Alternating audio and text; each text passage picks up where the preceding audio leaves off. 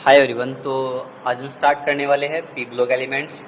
और देखिए, अगर हम बात करते हैं एनसीईआरटी के अकॉर्डिंग, तो एनसीईआरटी के अकॉर्डिंग जो होगा आपका ही चैप्टर नंबर 7 है अकॉर्डिंग टू एनसीईआरटी।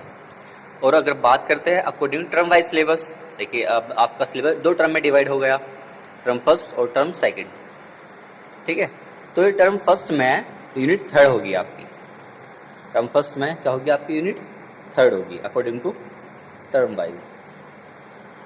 ठीक है, हमने आपको इलेक्ट्रोकेमिस्ट्री करा दिया। अब वो इलेक्ट्रोकेमिस्ट्री चैप्टर है वो टर्म सेकंड में चला गया, उसको तैयार करने की आवश्यकता नहीं है। ओके, पहले थोड़ा पीरियड टेबल देख लेते हैं। देखिए पीरियड टेबल क्या होती है, कुछ इस तरह का फॉर्मेट होता है पीरियड टेबल का। यहाँ पर क्या होगा, एस ब्लॉक, इसमें एल्कली मेटल्स हो, एल्कली अर्थ मेटल्स आते हैं। इनके बीच में क्या होता है, डी ब्लॉक एलिमेंट, जिनको हम ट्रांजिशन एलिमेंट भी बोलते हैं। उसके बाद आता है P block element. P block element में मोस्टली नॉन मेटल्स है। ठीक है, हमने ग्रुप 13 और 14 11th क्लास में पढ़ लिया था, उसको हम यहाँ पे नहीं पढ़ेंगे। हम यहाँ पर स्टार्ट करेंगे ग्रुप 15 से, 15, 16, 17 और 18। ठीक है, ग्रुप 18 या जीरो ग्रुप बोलते हैं इसको। तो आज हम स्टार्ट करने वाले हैं ग्रुप 15। ठीक है, जिसमें होंगी nitrogen family.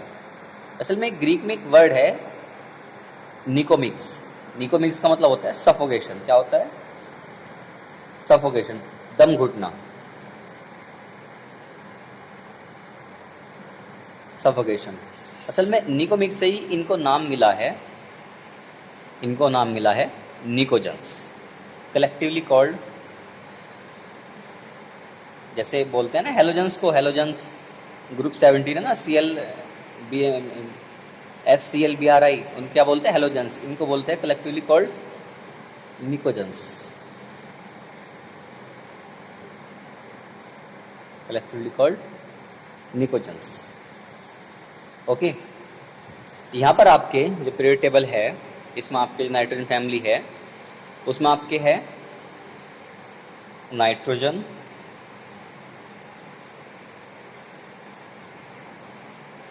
Phosphorus,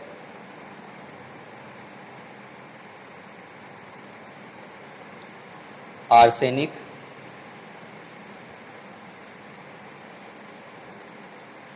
antimony Sb और बिस्मथ। एंटीमनी और बिस्मथ, ये सब आपके नाइट्रोजन, फास्फोरस, आर्सेनिक, एंटीमनी और बिस्मथ 5 एलिमेंट है आपके नाइट्रोजन फैमिली के। ठीक है, अब इनकी जो अक्यूरेंस है, कहाँ से मिलते हैं, एक बार वो देख लेते हैं। मतलब इनकी जो मिनरल्स हैं, ठीक है, जैसे आपका फास्फोरस की हम मिनरल की बात करते हैं, या पहले नाइट्रोजन आता है, नाइट्रोजन की बात कर लेते हैं। 2 मेन मिनरल है नाइट्रोजन के। ठीक है, 2 मेन मिनरल है नाइट्रोजन के।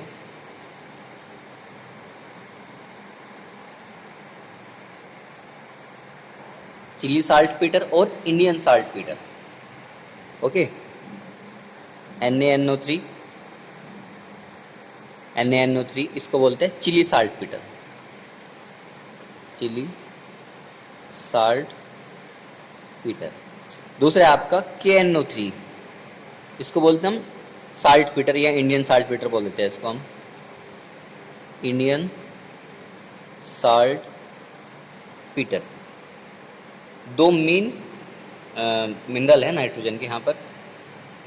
वैसे नाइट्रोजन ऐसा नहीं कहीं मिलता है। नाइट्रोजन क्या है, एक एसेंशियल कॉन्स्टिट्यूएंट है प्रोटीन्स का, एमिनो एसिड का और न्यूक्लिक एसिड का। इसका मतलब ये हो गया कि जो नाइट्रोजन है हमारी बॉडी में मिलता है, नाइट्रोजन है हमारी बॉडी में भी मिलता है। नेक्स्ट बात करेंगे हम फॉस्फोरस की, मिनरल ऑफ फॉस्फोरस। सबसे बढ़िया जो इसका है, सबसे पहला फ्लोरोएपेटाइट। तो सब बढ़िया मिनरल क्या है इसका? फ्लोरोएपेटाइट। इसका फॉर्मूला ये होता है, देखिए इस फॉर्मूला कभी कभी याद नहीं होते। ठीक है, जब बहुत सारे हो जाते हैं ना, 1-2 फॉर्मूला तो याद हो जाता है, लेकिन जब फॉर्मूले बहुत सारे हो जाते हैं तो कन्फ्यूजन पैदा होने लगता है। ठीक है, तो आप ये याद करिए फ्लोरो एपेटाइट अगर आया तो उसमें CF2 लगना है। अब मैं अगर बोलता हूँ आपसे क्लोरो एपेटाइट, क्लोरो एपेटाइट, तो जो तरीका होगा वो होगा आपका 3Ca3PO4। अब देखिए ये जो यूनिट थी वो सेम आई, ये चेंज होगा, CaCl2 चेंज होगा। फ्लोरोएपेटाइट में CF2 आना है, क्लोरोएपेटाइट में CaCl2 आना है ना। अगर मैं आपसे बोल दूँ हाइड्रोक्सी एपेटाइट, है ना, ये बोल दो आपसे हाइड्रोक्सी एपेटाइट, तो वही 3Ca3PO4 का होल ट्वाइस, यहाँ पर आपका COH का होल ट्वाइस आना है बस, है ना।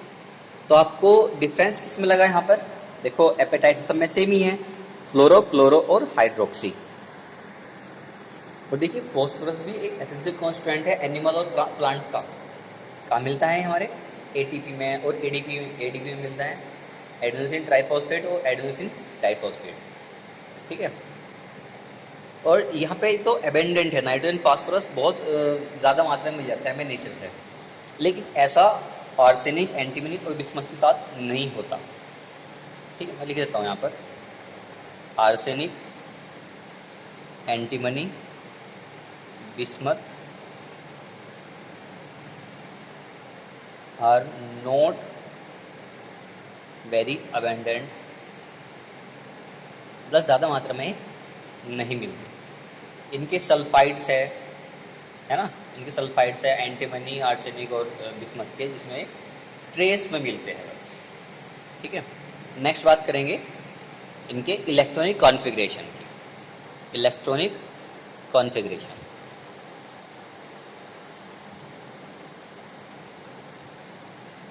इलेक्ट्रॉनिक कॉन्फ़िगरेशन, चलिए देखते हैं। तो पहला element nitrogen, phosphorus, arsenic, antimony, bismuth.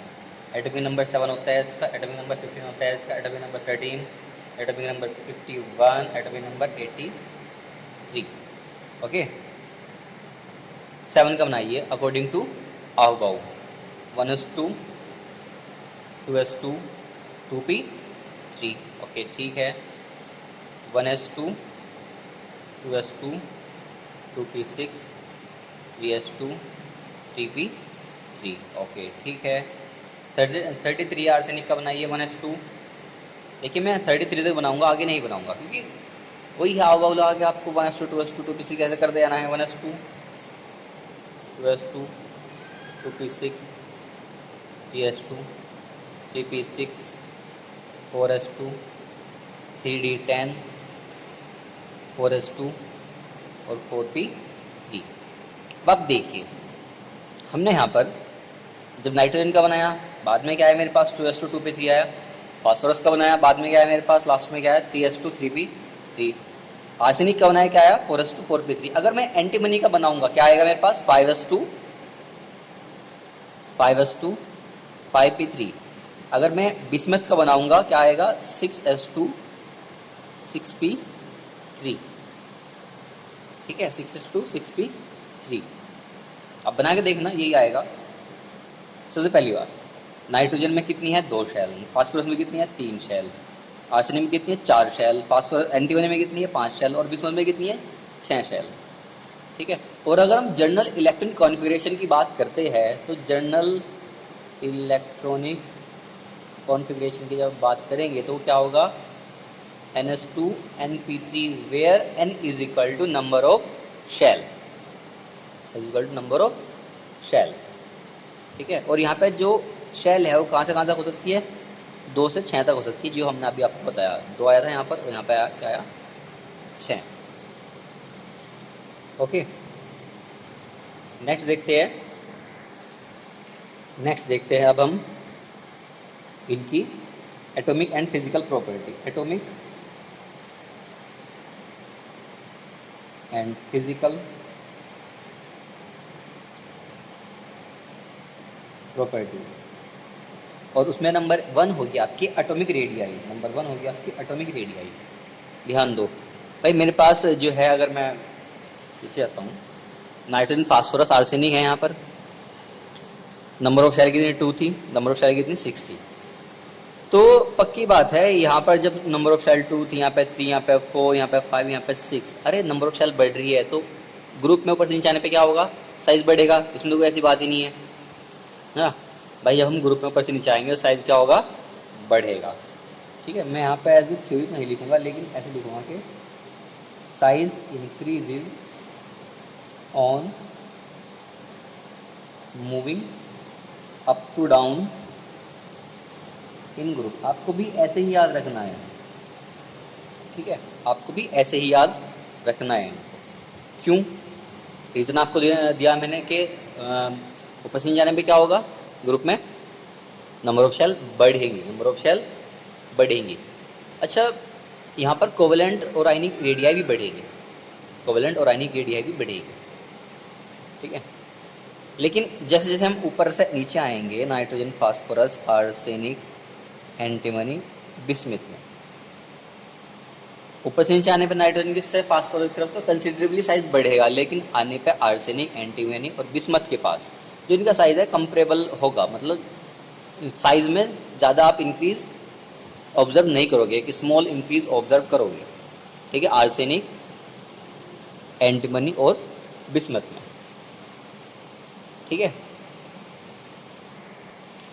ऐसा क्यों होगा, ऐसा इसलिए होगा क्योंकि जहाँ आप अगर बात करोगे आर्सेनिक और एंटीमनी की करते हैं हम बात, अब बिस्मथ के लिए चलो, लेकिन यहाँ पे पुअर शील्डिंग इफेक्ट होगा डी और एफ इलेक्ट्रॉन्स का, क्योंकि यहाँ पर देखिएगा आर्सेनिक, एंटीमनी, बिस्मथ में डी और एफ इलेक्ट्रॉन भी आएंगे। ठीक है, तो पुअर शील्डिंग इफेक्ट की वजह से क्या होगा, मैं लिख देता हूँ यहाँ पर ध्यान दो, ड्यू टू, क्योंकि अब ऑब्जेक्टिव जैसे आपके पेपर आएंगे तो ऑब्जेक्टिव पेपर में सपोज करो ये पूछ लिया कि आर्सेनिक, एंटीमनी, बिस्मिथ का जो साइज है वो ज़्यादा इंक्रीज नहीं आता, ऐसा क्यों होता है। ठीक है, तो due to poor shielding of the valence electron, valence electron by the D and F, D and F electron. ठीक है, D and F electron. Okay, next बात कर लेते हैं आयोनाइजेशन एनर्जी की। Ionization energy, ionization enthalpy, ionization potential है ना, बोलते हैं इसको। देखिए ऊपर से नीचे आने पे क्या हो रहा है, आयोनाइजेशन साइज बढ़ रहा है तो आयोनाइजेशन एनर्जी डिक्रीज होगी। साइज बढ़ेगा तो आयोनाइजेशन एनर्जी पक्की वाला डिक्रीज होगी। ठीक है, क्योंकि जो वैलेंस इलेक्ट्रॉन है वो न्यूक्लियस से ज़्यादा दूर हो जाएगा, उसे निकालने के लिए हमें उतनी कम एनर्जी की आवश्यकता होगी। थर्ड देखते हैं। ठीक है, जनरली बात है तो ऐसी कोई बात है। इलेक्ट्रोनेगेटिविटी, देखिए ऊपर से नीचे आने पर साइज क्या हो रहा, बढ़ रहा है, तो इलेक्ट्रोनेगेटिविटी क्या होगी, घटेगी। इलेक्ट्रोनेगेटिविटी, इलेक्ट्रोनेगेटिविटी क्या होगी, ऊपर से जाने पे डिक्रीज होगी। ये डिक्रीज का साइन है ना, ये डिक्रीज का साइन है। ठीक है, नेक्स्ट देखते हैं फिजिकल प्रॉपर्टी में। 4 होगी आपकी मेटेलिक कैरेक्टर। मेटेलिक यही होती है एटॉमिक प्रॉपर्टी में, यही होती है size, ionization energy, electronegativity. Physical property में होगा आपका मेटेलिक, नीचे मेटेलिक कैरेक्टर।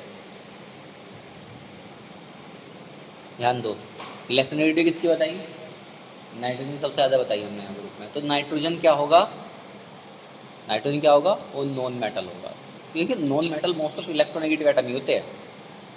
ठीक है ना, अगर हम बात कर लेते हैं नाइट्रोजन फास्फोरस की, इलेक्ट्रोनेगेटिविटी काफ़ी ज़्यादा होगी, दोनों ये नॉन मेटल है।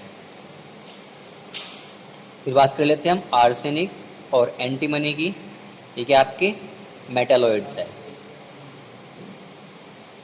ठीक है, फिर बिस्मथ की बात करते हैं, वो मेटल है। मेटलॉइड्स मतलब आर्सेनिक, एंटीमनी, इनकी प्रॉपर्टी जो है मेटल प्रॉपर्टी कहीं मेटल और नॉन मेटल के बीच में पड़ेगी। ठीक है, तो आर्सेनिक और एंटीमनी क्या है मेरे पास यहाँ पे, मेटलॉइड्स, और बिस्मथ क्या है, मेटल है। फिर बात कर लेते हैं मेल्टिंग पॉइंट की। ठीक है। अब मेल्टिंग पॉइंट में थोड़ी गड़बड़ है, मेल्टिंग पॉइंट में थोड़ी गड़बड़ है। ऐसे कि मैं लिख लेता हूँ पहले, नाइट्रोजन, फास्फोरस, आर्सेनिक, एंटीमनी और विस्मत की। पहले तो नाइट्रोजन से आर्सेनिक तक, नाइट्रोजन से आर्सेनिक तक हम आ रहे, आपका मेल्टिंग पॉइंट जो होगा इंक्रीज होगा, मेल्टिंग पॉइंट क्या होगा, इंक्रीज होगा। लेकिन आप एंटीमनी से बिस्मत की तरफ चल रही, ठीक है, तो आपका जो मेल्टिंग पॉइंट है वो डिक्रीज होगा। मतलब यहाँ पे एक रेगुलर वेरिएशन नहीं है ना, एक रेगुलर वेरिएशन नहीं है मेल्टिंग पॉइंट का। और देखो ये इस वजह से होता है आपके इनर्ट पेयर इफेक्ट की वजह से। अब इनर्ट पेयर इफेक्ट क्या है, चलिए मैं रिमाइंड करा देता हूँ। इनर्ट पेयर इफेक्ट, इसको हम G-2 भी बोलते हैं, G-2, ठीक है। G-2 इफेक्ट इसलिए बोलते हैं क्योंकि यहाँ पे जो ग्रुप ऑक्सीडेशन स्टेट है, ठीक है, जैसे हमें यहाँ पे बात करते हैं नाइट्रोजन के 2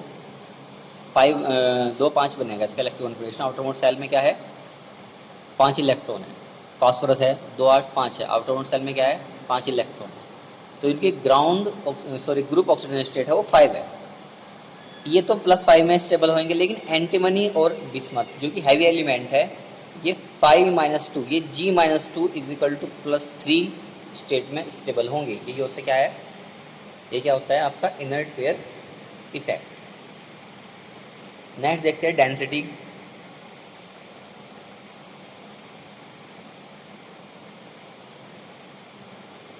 डेंसिटी देख लो, ये तो इंक्रीज होती है regularly, increase regularly on moving up to down in group, ठीक है। एलोट्रोपी की बात कर लेते हैं। देखिए एलोट्रोपी में ज़्यादा कुछ लिखूंगा तो नहीं मैं, एलोट्रोपी की बात कर लेते हैं। नाइट्रोजन को छोड़कर, except nitrogen, all element show allotropy. नहीं, यहाँ पे एक नाइट्रोजन भी है और यहाँ पे बिस्मथ भी है। Except nitrogen and bismuth, all element of this group shows allotropy, ठीक है। जैसे कि आर्सेनिक और एंटीमनी है, इसके 2 एलोट्रोप फॉर्म है, कौन कौन सी, ग्रे और येलो, ठीक है। ज़्यादा कोई इसमें खास बात नहीं है, ठीक है। फिर हम केमिकल प्रॉपर्टी की तरफ बढ़ते हैं, जो कि आपके एग्ज़ाम में आने लायक है। केमिकल प्रॉपर्टी जो एग्ज़ाम में आने लायक है और इम्पोर्टेंट है, ओके। केमिकल प्रॉपर्टी में सबसे पहले बात करेंगे इनकी ऑक्सीडेशन स्टेट की, ठीक है। जैसे कि आपको बता दिया मैंने कि इनमें आउटरमोस्ट सेल में क्या होता है, 5 इलेक्ट्रॉन होते हैं ना। आउटरमोस्ट सेल में कितने होते हैं, जो इनके वैलेंस इलेक्ट्रॉन है 5 इलेक्ट्रॉन है। मतलब इन्हें कंप्लीट करने के लिए क्या करना पड़ेगा, मतलब स्टेबल होने के लिए क्या करना पड़ेगा, 3 इलेक्ट्रॉन ले ले और क्या बना ले, नाइट्राइड जैसे एलिमेंट, वो आयन है ना, जैसे phosphorus P3 negative N3 negative. या फिर ये 5 इलेक्ट्रॉन दे देंगे और क्या बना लेंगे,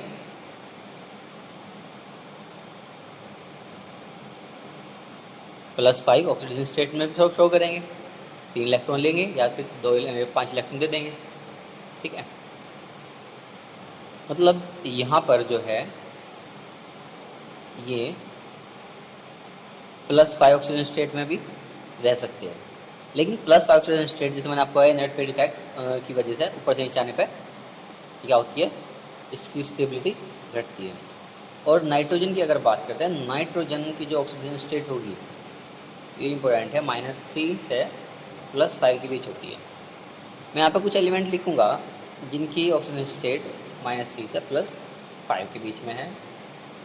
जैसे NH3 है, NH3 में अगर बात करते हैं हम ऑक्सीडेशन स्टेट की,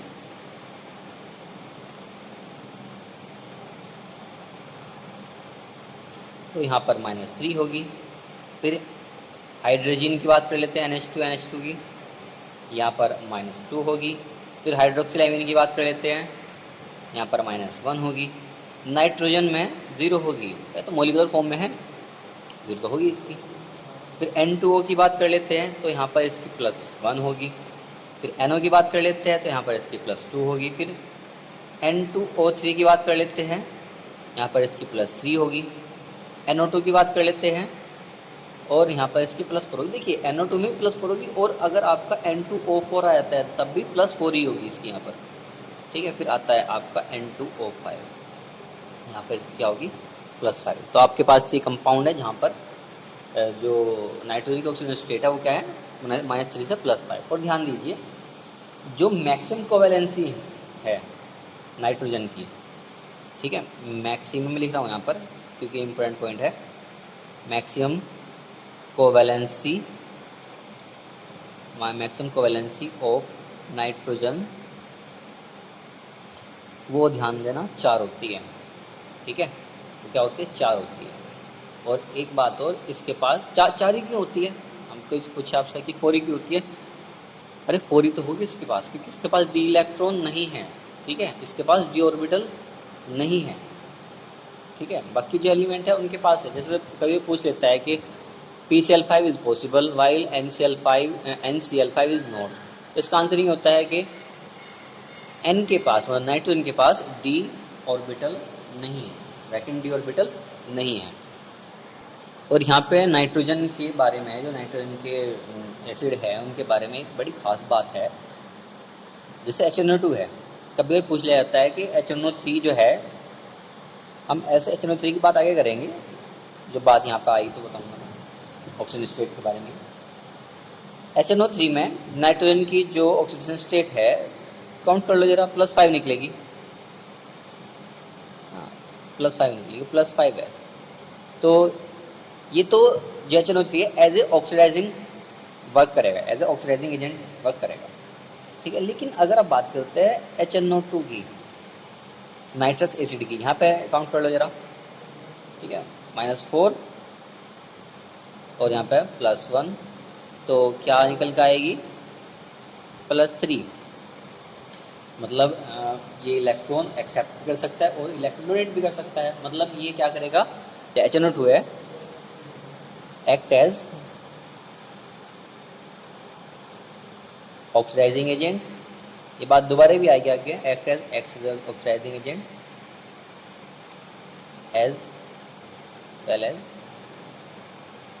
रिड्यूसिंग एजेंट, ठीक है। एक आपने सुना होगा डिस्प्रोपोर्शनेशन रिएक्शन, सुना होगा आपने, डिस्प्रोपोर्शनेशन रिएक्शन। यहाँ पर क्या होता है, एक सबस्टांस का ऑक्सीडेशन होता है और एक सबस्टांस का क्या होता है, रिडक्शन होता है, ठीक है। जैसे कि आपका ये है, हमने HNO2 की बात करी थी क्योंकि देखिए तो एज ऑक्सीडाइजिंग एजेंट काम करेगा इसके यहाँ पे, तो इसके डिस्प्रोपोर्शनेशन रिएक्शन होने की बात ही कुछ नहीं है। HNO2 है जैसे आपका,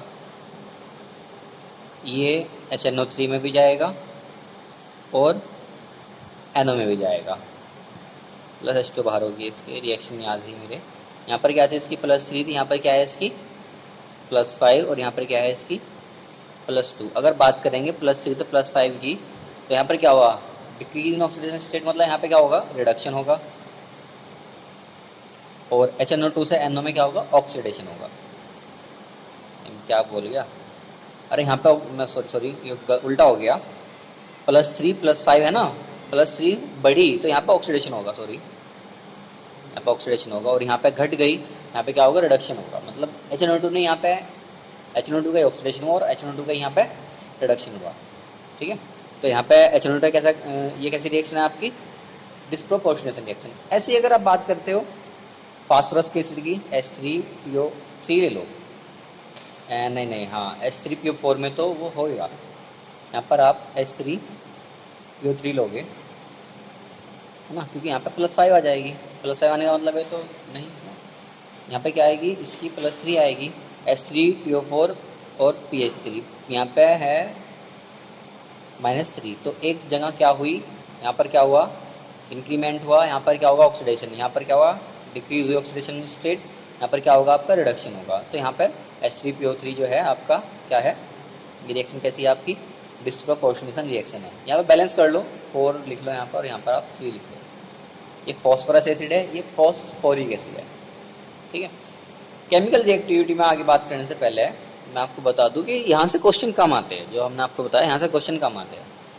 जो क्वेश्चन आएंगे वो आएंगे आपके हाइड्राइड, है ना, ऑक्साइड, इनकी एसिडिटी, इनकी बेसिसिटी, है ना।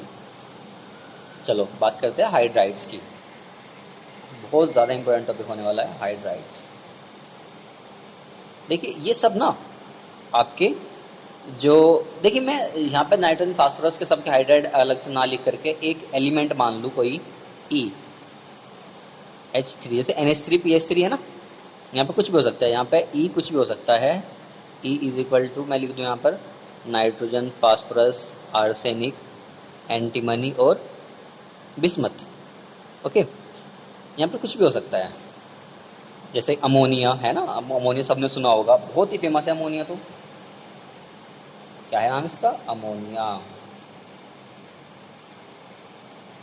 PH3 थोड़े कम लोगों ने नाम सुना होगा, इसका नाम है फॉस्फीन, ये भी हाइड्राइड है।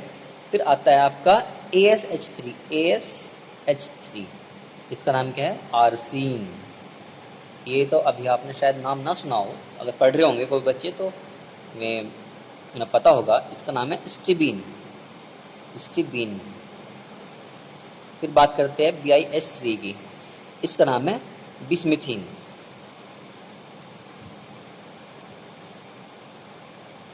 ओके, सब हाइड्राइड्स हैं। ठीक है, हम इनके मेल्टिंग पॉइंट, बॉइलिंग पॉइंट की बात करेंगे, रिएक्टिविटी की बात करेंगे, इनकी बेसिसिटी की बात करेंगे। ठीक है, सबसे पहले इनकी बात करेंगे प्रिपरेशन की, इनकी बात करेंगे प्रिपरेशन की। प्रिपरेशन में सबसे पहले बताऊं आपको, इनको हम मेटल जो नाइट्राइड्स होंगे उनके हाइड्रोलिसिस से बना सकते हैं। ठीक है, जैसे कि मैं यहाँ पे लिखूँगा, यहाँ पे मैग्नीशियम नाइट्राइड लिख दूँ यहाँ पर। ठीक है, अगर मैं इसका हाइड्रोलिसिस कराता हूँ अगर, ठीक है, इसका हाइड्रोलिसिस कराता हूँ तो क्या बनेगा? NH3। पक्की बात है, दिख रहा है यार, अरे वो तो हमें आइडिया भी है, H है मेरे पास, N है मेरे पास, है ना, तो क्या बनेगा भाई? नाइट्रोजन का नाइट्रोजन का हाइड्राइड बनेगा, प्लस मैग्नीशियम हाइड्रोक्साइड बाहर, ये क्या बन गई मेरे पास? अमोनिया बन गई। यहाँ बैलेंस कर लो, 3 mg यहाँ पे 3 mg कर लो, यहाँ पे N2 है, यहाँ पे 2 कर लो। ठीक है, हाइड्रोजन यहाँ पे कितने होंगे? 2 3, ठीक है, हाँ ठीक है, यहाँ पे 6 हाइड्रोजन हो गए आपके। जैसे कि आपका और है, मैंने अगर यहाँ पे NH3 बनाया, आप नहीं चाहते हैं NH3 बनाओ, PH3 बनाओ, PH3 बना लेंगे हम। इस बार हम कैल्शियम का नाइट्राइड ले लेंगे और सेम रिएक्शन होगी, तो मैं यहाँ पर केवल रिएक्शन लिख रहा हूँ, 2PH3 प्लस 3CaOH का होल ट्वाइस कैल्शियम हाइड्रोक्साइड बन गया, है ना। अगर आप ये चाहते हो कि यहाँ पर आर्सिन बने तो आप जिंक ले लो, Zn3As2, वही आपको एसिडिक हाइड्रोलाइज कराना है इसका। ठीक है, क्योंकि जल्दी नहीं होता, हमें एसिड की जरूरत पड़ती है, एसिडिक हाइड्रोलाइज होगा इसका, ZnCl2 बनेगा और आपकी आर्सिन बन जाएंगी ASH3, है ना। यहाँ पर 2 कर लो यहाँ पर। ठीक है, ऐसे आप बिस्मिथिन बना सकते हो Mg3B2 से, स्टीबिन बना सकते हो Mg3SB2 से, है ना। या फिर आप ट्राइक्लोराइड्स ले लो, बाई ट्राइक्लोराइड्स। ये थ्योरी का पार्ट है, आपको ये ऐसे ही पढ़ना पड़ेगा।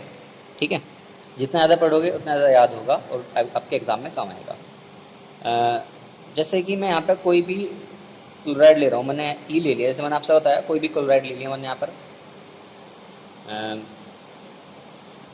इसका हम रिडक्शन कराएंगे असल में लिथियम एल्यूमिनियम हाइड्राइड से। मैंने कहा ना थ्योरी है, ठीक, कभी कभी भूल जाता है।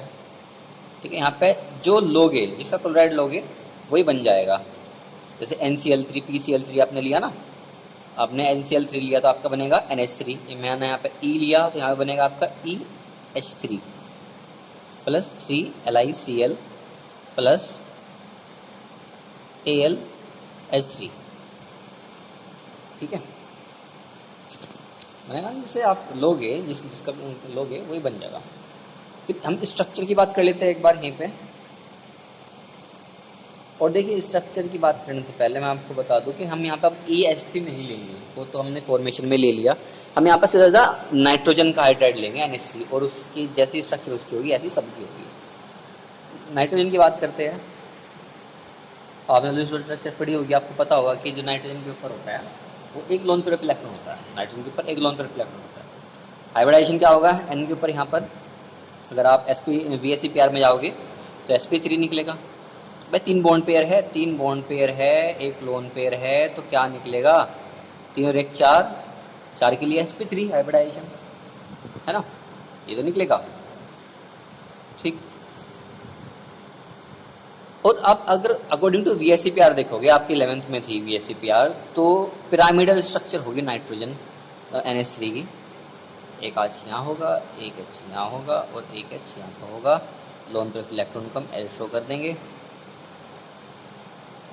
ओके।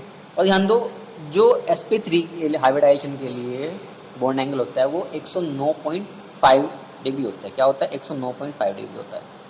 और यहाँ पर लोन पेयर के रिपल्शन की वजह से ये तो बात पक्की है कि बॉन्ड एंगल जो sp3 में होता है वो नहीं होगा। भाई CH4 है, CH4 में sp3 हाइब्रिडाइजेशन होता है, स्ट्रक्चर टेट्राहेड्रल होती है ना। वहाँ पर बॉन्ड एंगल क्या होता है, 109.5 डिग्री।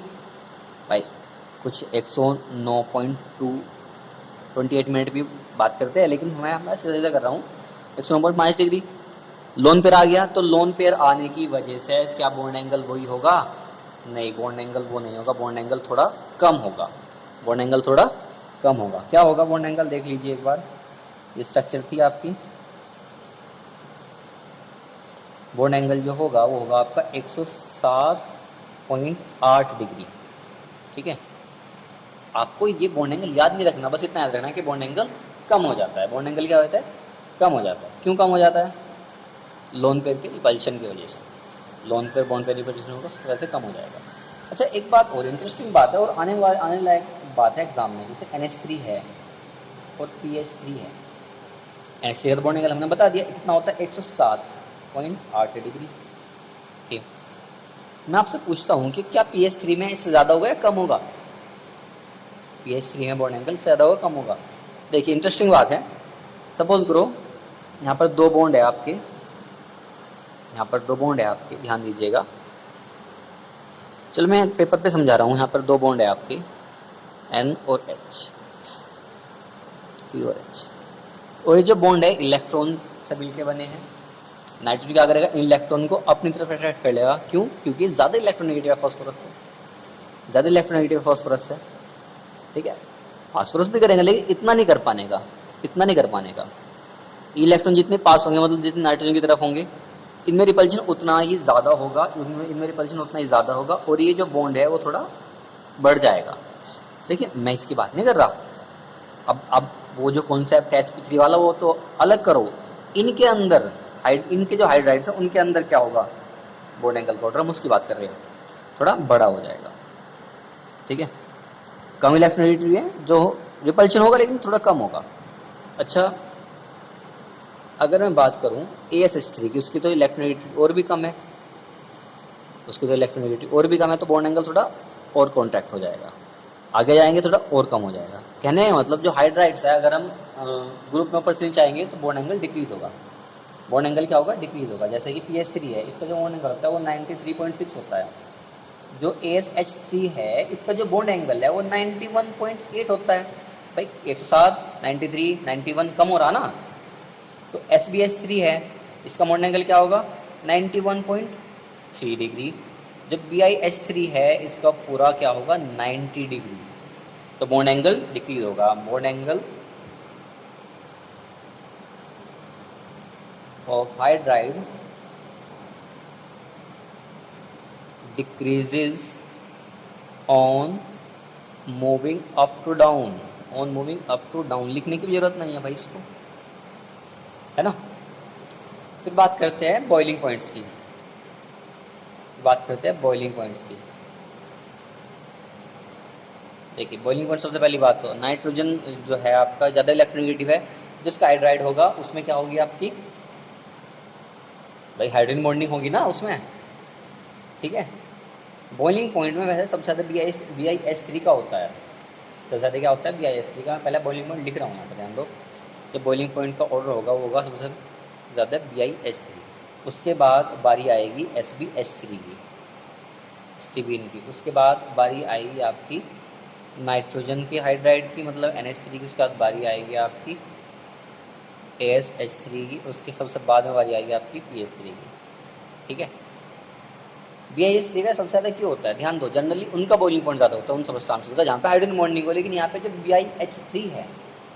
BiH3 है वहाँ पर वांडरवाल फोर्स ऑफ अट्रैक्शन बहुत ज़्यादा है, जिस वजह से जो BiH3 है उसका बॉइलिंग पॉइंट सबसे ज़्यादा होगा इनमें, ठीक है। उसके बाद SbH3 का, भाई हैवी एलिमेंट है सब, एंटीमनी और बिस्मथ।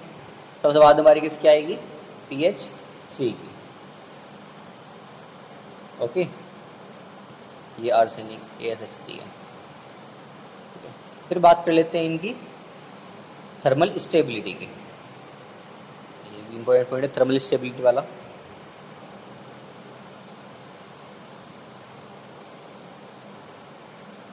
और मैं यहाँ पर दो तीन बातें की बात ही बताऊँगा थर्मल स्टेबिलिटी की।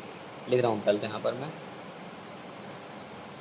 Sorry, PH3 AsH3 nitrogen phosphorus arsenic antimony और बिस्मथ। ये आपके पास सबके हाइड्राइड लिख दी मैंने। असल में क्या होगा, थर्मल स्टेबिलिटी जो होगी आपकी, thermal stability hydride of this group वो डिक्रीज होगी ऑन मूविंग अप डाउन। मैं ऐसे बना रहा हूँ, इसका सिंपल क्या है, हम ऊपर से नीचे चल रहे हैं तो ऊपर से नीचे चलने पे थर्मल स्टेबिलिटी होगी। मैं लिख रहा हूँ यहाँ पर थर्मल स्टेबिलिटी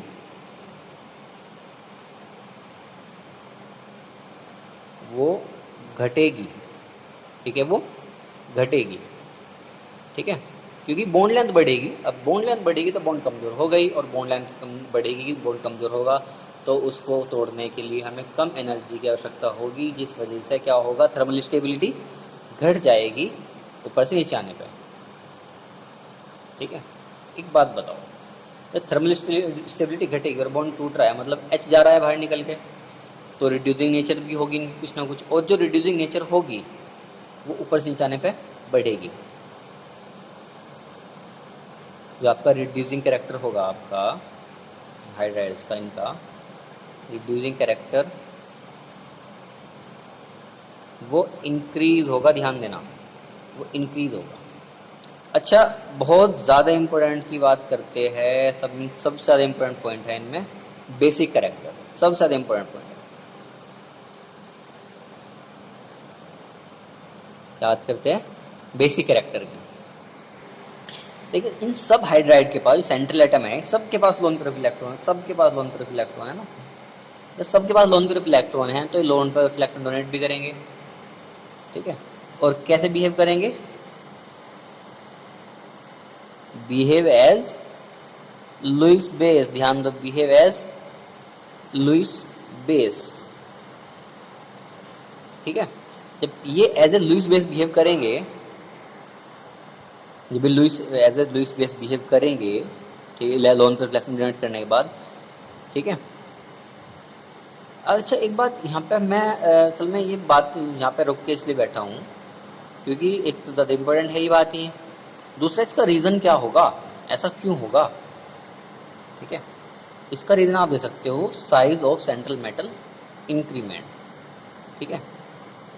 और यहाँ पर जो फिर क्या होगा, जो लोन पेयर ऑफ इलेक्ट्रॉन होगा वो इलेक्ट्रॉन ऑक्यूपाई करेगा लार्ज वॉल्यूम, ठीक है, लेकिन यहाँ पे तो कम है, यहाँ पे तो नहीं कर पाने का। तो लोन पेयर ऑफ इलेक्ट्रॉन जितना जल्दी डोनेट करेगा ये उतना अच्छा बेसिक होगा। तो बेसिक कैरेक्टर जो होगा ऊपर से नीचे आने पे क्या होगा, वो डिक्रीज होगा, वो क्या होगा, डिक्रीज होगा। यहाँ पे एंटीमनी और बिस्मथ के हाइड्राइड बेसिक नहीं होते, और PH3 बहुत वीक बेस होता है। यहाँ पे जो कंसिडरेबली बेसिटी होती है जिसकी वो NH3 की होती है बस, बाकी किसी की नहीं होती। अल्टरनेटिवली अगर हम इसको अलग तरीके से समझना चाहे तो चाहे समझ सकते हैं। सपोज करो यहाँ पर NH3 ले रहा हूँ मैं यहाँ पहले, वैसे मुझे यहाँ पे कोई भी हाइड्राइड नहीं लेना चाहिए, जनरली बात करनी चाहिए थी, लेकिन कोई बात नहीं। मैं यहाँ पे अब इसने क्या किया, H पॉजिटिव एक्सेप्ट किया, क्या बना लिया, NH4 पॉजिटिव बना लिया, अमोनियम। ये क्या है आपका, लुईस बेस है, ये क्या आपका लुईस एसिड, ठीक है। हम क्या करें, जो बेसिटी ऊपर से जाने पर घट रही है, ठीक है। अगर हम बात करते हैं एलिमेंट और हाइड्रोजन की बॉन्ड स्ट्रेंथ की, ठीक है, तो ऊपर से आने पे क्या होगा वो भाई बॉन्ड स्ट्रेंथ कम हो रही है। हमने बात की अभी थर्मल स्टेबिलिटी की। जब बॉन्ड स्ट्रेंथ कम हो रही है तो वहाँ पर बिस्मथ या एंटीमनी की H पॉजिटिव एक्सेप्ट करने की टेंडेंसी भी घटेगी, ठीक है। H पॉजिटिव एक्सेप्ट करने की टेंडेंसी भी घटेगी, जिस वजह से क्या होगा, ये वीक बेस हो जाएंगे। ये क्या होगा आपका स्ट्रॉन्ग बेस। जैसे कि हमने यहाँ पे लिखा basicity decreases on moving up down. दोबारा देखिए, रिड्यूसिंग कैरेक्टर इंक्रीज होगा, थर्मल स्टेबिलिटी डिक्रीज होगी, ठीक है। इसलिए इंपॉर्टेंट सी बात ये तो मैंने आपको यहाँ पर बताई है। नेक्स्ट देखेंगे ऑक्साइड्स की बात कर लेंगे। इनके ऑक्साइड भी देखिए इंपॉर्टेंट है, ऑक्साइड भी आपके, ठीक है। देखिए नाइट्रोजन तो बनाएगा पी पाई मल्टीपल बॉन्ड, बाकी बनाएंगे पी पाई बॉन्ड।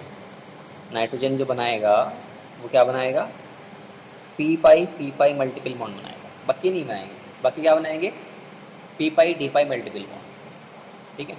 इनकी ऑक्सीजन स्टेट क्या होती है वो हमने डिस्कस कर लिया। अब एक बस यहाँ पर हम ऑक्साइड डिस्कस करेंगे और कुछ नहीं करेंगे। मैं कुछ यहाँ पर ऑक्साइड लिख रहा हूँ और उनसे आपको पूछूंगा एसिडिटी और बेसिटी। जैसे कि N2O5 है और आपका N2O4 है। यहाँ पर क्या है ऑक्सीजन स्टेट, इसकी +5 है, यहाँ पर इसकी +4 है। मैं आपसे कहता हूँ जो इनकी एसिडिक स्ट्रेंथ है, भाई नॉन मेटल के ऑक्साइड तो एसिड होते हैं, नॉन मेटल की जो एसिडिक स्ट्रेंथ है वो +5 वाले की ज़्यादा होगी या +4 वाले की ज़्यादा होगी। आपका जवाब होना चाहिए +5 वाले की। जैसे जैसे नॉन मेटल की ऑक्सीजन स्टेट बढ़ेगी एसिडिटी भी बढ़ेगी। क्या है आपका एसिडिटी का ऑर्डर है N2O4, उसके बाद क्या आएगा आपका N2O3, यहाँ पर क्या होगी इसकी +3 होगी। उसके बाद क्या आएगा आपका NO लिख दो, +2 होगी यहाँ पर इसकी। उसके बाद आपका N2O लिख दो, यहाँ पर इसकी क्या होगी +1 होगी। तो ऑक्सीजन स्टेट इंक्रीज हो रही है, ऑक्सीजन स्टेट इंक्रीज हो रही है मतलब एसिडिक स्ट्रेंथ भी इंक्रीज होगी। अच्छा, अगर हम इनकी बात करते हैं नाइट्रोजन, फास्फोरस, आर्सेनिक और एंटीमनी के ऑक्साइड की, कैसे देखिए ये इंपॉर्टेंट क्वेश्चन होगा आपका। N2O3 और P2O3, नहीं P2O3 का डाइमर बनता है तो P4O6 बनेगा बच्चों, P4O6, ठीक है। और आपका AS4O6 और SB4O6, चलो यही लिखते हैं फिलहाल ऑक्साइड। आपसे पूछता हूँ कि बताइए एसिडिक स्ट्रेंथ किसकी ज़्यादा है यहाँ पर। नॉन मेटल ऑक्साइड है एसिडिक स्ट्रेंथ होगी सबसे ज़्यादा होगी नाइट्रोजन वाले की, फास्फोरस वाले की, एंड फिर आर्सेनिक वाले, ठीक है।